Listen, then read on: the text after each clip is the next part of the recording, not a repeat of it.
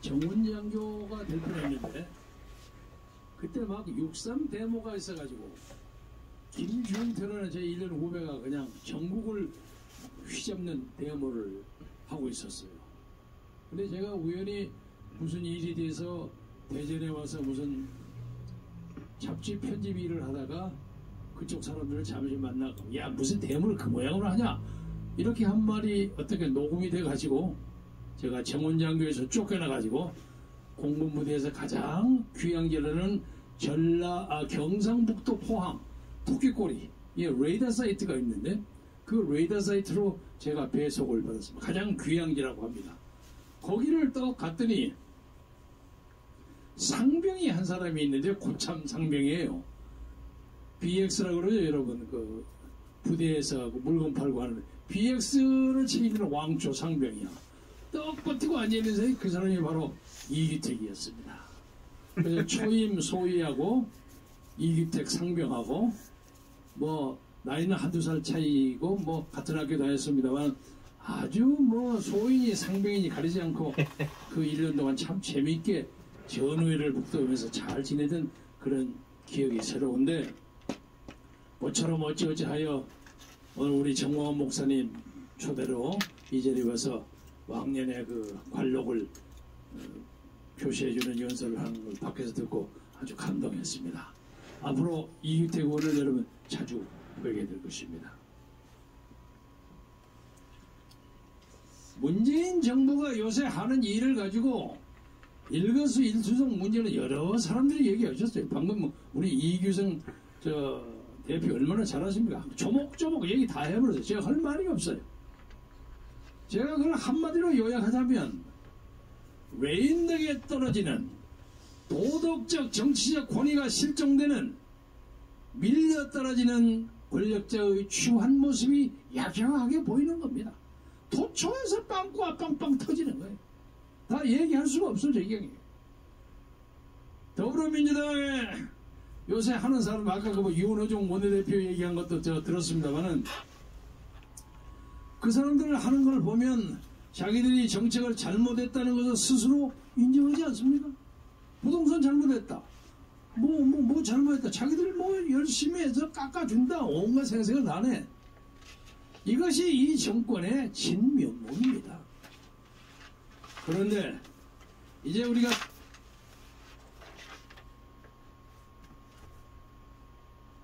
특별한 일이 없는 한 내년 3월 9일에 우리가 우리의 헌정과 국가 체제를 제대로 본자리에 갖다 놓을 수 있는 절호의 역사적 현실을 맞이했는데 그런데 이것이 우리가 가만히 앉아서 그냥 이불 속에서 떠들고 말만 한다고 되는 게 아니었어.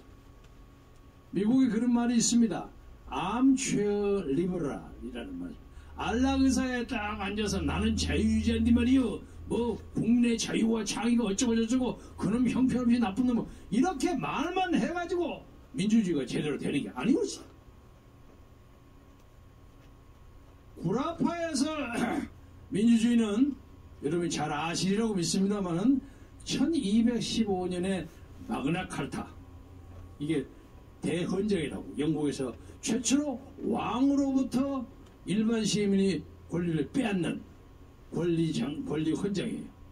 그 다음에 1688년에 그롤리오스 레볼루션이라고 해서 명예혁명이라고 해서 왕으로부터 권력을 더 뺏어요. 시민들이 부르주아 시민들이. 그리고 1789년에 프랑스 대혁명. 프랑스 대혁명도 처음은 아주 사소한 것 때문에 벌어졌습니다만 혁명이 벌어지고 난 다음에 그냥 중구난방식으로 난리 법석을 들었어요. 여러분 아시죠? 자코방당이라는 당을 만들어서 그냥 반혁명 문제라고 무조건 잘라버리고 죽이고 했던 로베스피에르라는 사람이 있어요. 그 사람은 그렇게 난리 치다가 자기가 그 법에 의해서 또 자기도 처형됐어요. 공산주의자일까지는 아닙니다만은 자기의 주의 주장을 너무 일방적으로 주장하다 보면 그렇게 강경파가 돼갖고 국민으로부터 소외를 받습니다. 그래서 이 많은 그 과정을 통해서 우리가 민주주의는 피를 먹고 자란다 하는 말이 생겼습니다. 근데 과연 존경하는 국민 여러분, 우리는 대한민국의 자유민주주의를 위해서 과연 얼마나 피 아니면 최소한 얼마만큼의 땀을 흘렸습니까? 아까도 오늘 우리 말씀하셨습니다마는 6.25 때 14만 몇천 명의 한국군이 죽었고 4만 몇천 명의 미국군이 죽어서 20만 명의 연합군의 군대가 목숨을 잃었고 그 주변에 수많은 우리의 동포가 무지무지하게 당했습니다. 북한의 동포들도 주민들도 많이 당했습니다. 이 비극을 누가 만든 겁니까? 김일성이가 만든 거예요. 근데 그 김일성이가 황정혜이라는 사람을 시켜서 만들었다는 주체사상, 이것을 따르고 대한민국의 젊은 것들이 뭣도 모르고 쫓아내면서 주체사상 오르고 하고 됐어요. 참 기가 막힌 일입니다.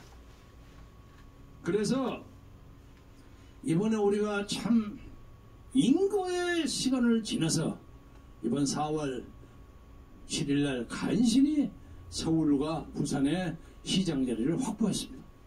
이제 목표는 내년 3월 9일입니다. 9일이죠? 7일, 9일. 그런데 이것이요, 우리나라 헌정을 회복하는 것이냐? 그렇습니다. 그런데 헌정을 회복하는 것뿐만 아니라 우리나라의 체제를 보호하는 것입니다. 헌정과 체제는 다릅니다.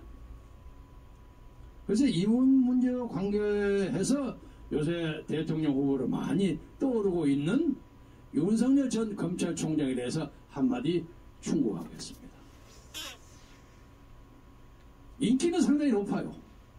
그러나 윤석열 전 총장이 지금 넘어야 할 고비가 많아요. 저도 최근에 그에게 관계가 가까이 있다는 사람하고 밥도 먹으면서 얘기도 좀 해본 적이 있어요. 고비가 많아요. 그 고비는 제가 설명은 다 안 하겠습니다만은, 다만 제가 얘기하고 싶어하는 제목은, 그는 박근혜 대통령을 30년 구형을 한 팀의 중요한 사람의 하나였습니다. 여러분 쭉 보세요. 당시에 박근혜 피고인이 어떤 죄를 지었는지도 확인도 되기 전에 대한민국 국회는 그를 탄핵했습니다. 그리고 그 이제 헌법재판소로 와서 이정민가 하는 여자 헌법재판이 와서 대통령 박근혜를 파면한다, 이래서 끝냈어요. 근데 뭐 때문에 벌어졌냐? 태블릿 PC에 벌어진 JTBC에 나오는 그 여러 가지 한 10대까지 제목, 요거 때문에 당했어요. 저 같은 사람도 당시에 충격을 많이 받았습니다. 아니, 박 대통령 이런 짓거리까지 해서? 야, 이거 너무했네. 제가 그렇게 생각했으니 신변 여러분들은 말해 못합니까?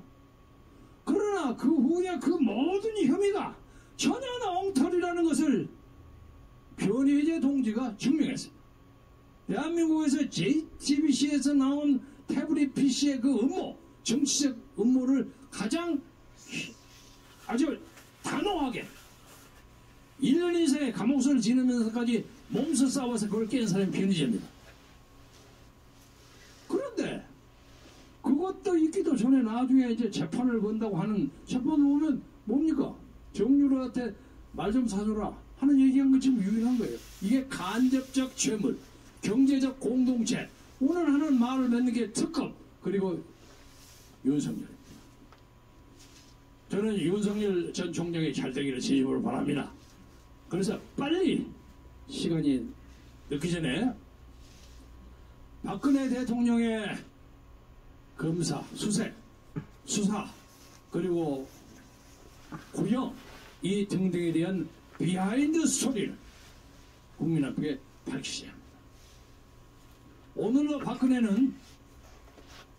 피고인 박근혜는 1450일 동안 감옥소에 있습니다. 오늘까지. 누가 박근혜를 1450일 동안 감옥소에 넣을 자격이 있는 사람입니까? 탄핵은 누가 했습니까? 탄핵은 당시에 문재인의 앞잡이를 했던 박지원과 이쪽에서 내응한 김무성이가 둘이가 짜가지고 50명인가 짜 돌려가지고 탄핵시킨 겁니다. 그래 지금 국민의힘에서 따지고 어쩌고 저쩌고 하고 있는 거, 그중에서 이상한 말 하는 거, 뭐 박근혜 사면해야 합니다고 주장했던 놈들도 당시에 다 박근혜 탄핵에 투표 던진 사람입니다. 이런 문제에 대한 국민적 사과와 반성이 없는 한 야당이 내년 3월 9일 정권을 되찾을 수 있는 것이 상당히 어려워진다고 봅니다.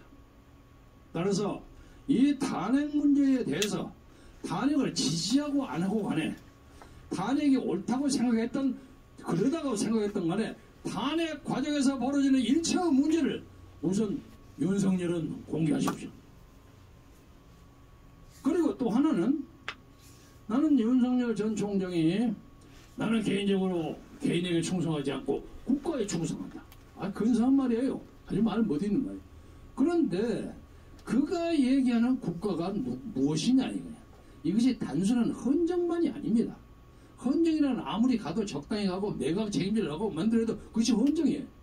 그러나 지금의 우리는 그런 헌정을 따질 때가 아니라 이 국가 자체를 들어갔다 엎어버리려고 하는 주사파의 반사회적 반체제적 음모를 우리가 규탄하고 중단시켜야 하는 것입니다.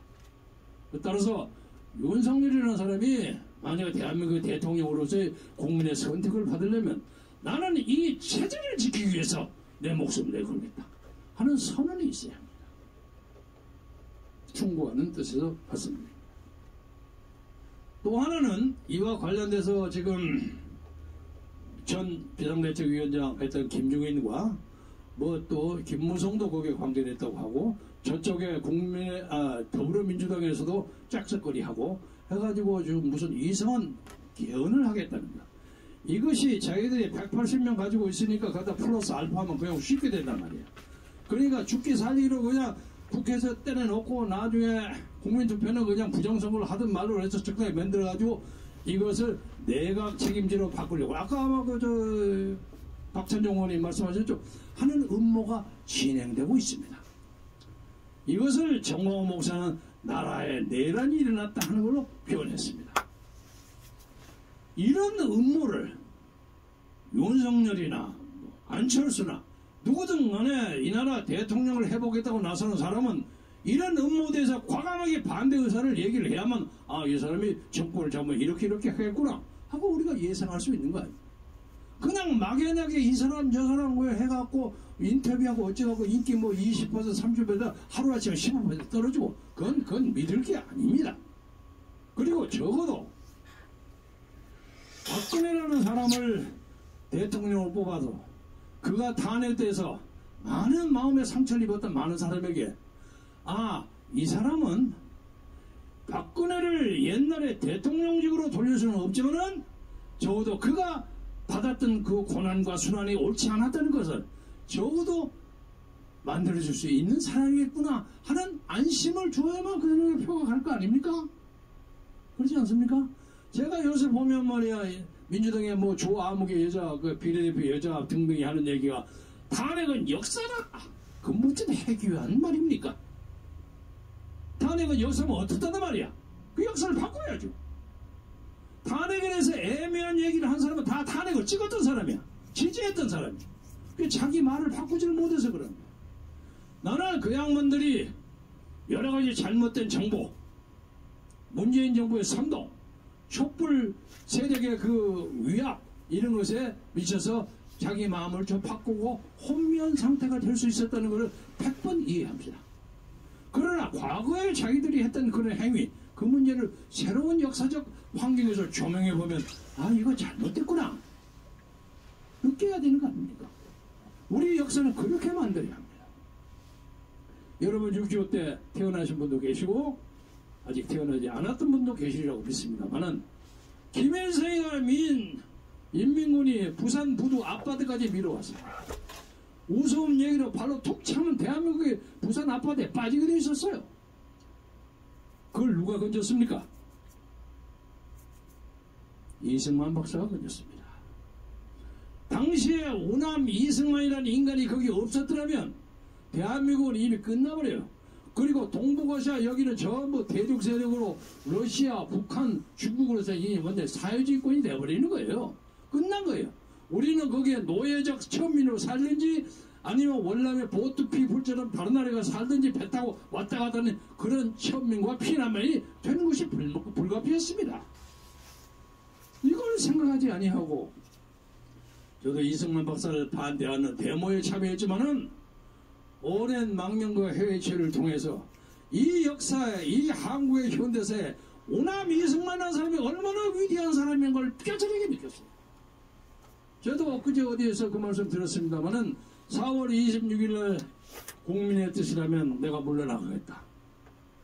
당시 경무대, 오늘의 청와대에서 싹 나오는데 제가 쳐다봤어요. 저는 가능하면 역사의 현장을 꼭 가서 보려고 하는 그런 버릇이 있어요. 보는데 욕하는 사람이 한두 명이 있다면 참 이상하네. 아니 저 양반한테 왜 이승만을 간다고 저를 울어? 근데 그 후에 이해했어요. 이승만이라는 양반이 대한민국 국민의 얼마만큼은 무게로 차지하고 있었다는 거. 그 양반은 부정선거를 할 필요가 없는 사람이야. 단일후보요. 밑에 있는 이기붕이 등등 사람 때문에 그런 사태가 벌어졌어. 돌아가신 이기붕과 그 가족을 내가 비난할 생각은 아니지만 그들은 그들의 잘못을 스스로 그 이광석이라는 아들의 결단에 의해서 자기 스스로 정리하고 국민과 역사 앞에 사죄하고 물러갔습니다. 그래서 오늘의 대한민국이 생긴 겁니다. 유지된 겁니다. 그래서 이번에 3월 9일 선거, 다음 돌아오는 3월 9일 선거는 대한민국의 체제를 이 동북아시아 이 한바 끄트머리에 계속 유지시키느냐 아니면 빼서 도망가지고 화두도 도망가고 미국도 포기하고 일본도 포기하고 이거 뭐 중국의 성으로 가버리고 그리고 뭐 지금 보니까 백신도 잘 받을 것 같지 않아서 뭐 스푸트니크 러시아 것을 받을까 말까 이런 엉망인 나라 이게 뭐야 면장도 이렇게 안 하는 거야. 면장도 이랬으면 뭐가지 끌어 쫓아내야 하는 거야. 그런데 청와대에 앉아가지고 아무 소리 하고 남녀하듯이 앉아있고 웃기고 자빠져서 정말 심할 말 하고 싶지 않습니다만은 엊그제 웬토스 미국의 청문회 여러분 보셨죠? 거기에서 이인호 박사 하는 연설을 여러분 좀 찾아보세요. 얼마나 심각하고 삐아프게 연설을 했는지. 대한민국은 지금 전 세계 자유주의 국가로부터 조롱의 대상이 되어 있습니다. 이 조롱의 대상은 내년 3월 5일에 우리가 선거를 이김으로써 극적으로 전환시켜요. 물론 이것의 선거 부정 문제 등등 문제를 나중에 따져야 할 문제입니다만은 지금은 당장 역시 대통령을 하겠다는 사람, 다음에 권력을 쥐겠다는 정당 이런 사람들이 국민과 역사 앞에 내가 그렇습니다. 무엇을 해야 하는 걸 심각하게 생각해 주시기 바랍니다. 이거는 헌정의 유지가 아니에요. 체제를 보호하는 거예요. 체제와 싸움에 자신이 없는 사람은 아예 대통령 운운을 하지 말아 말이야. 그 한 사람 많이 있어요.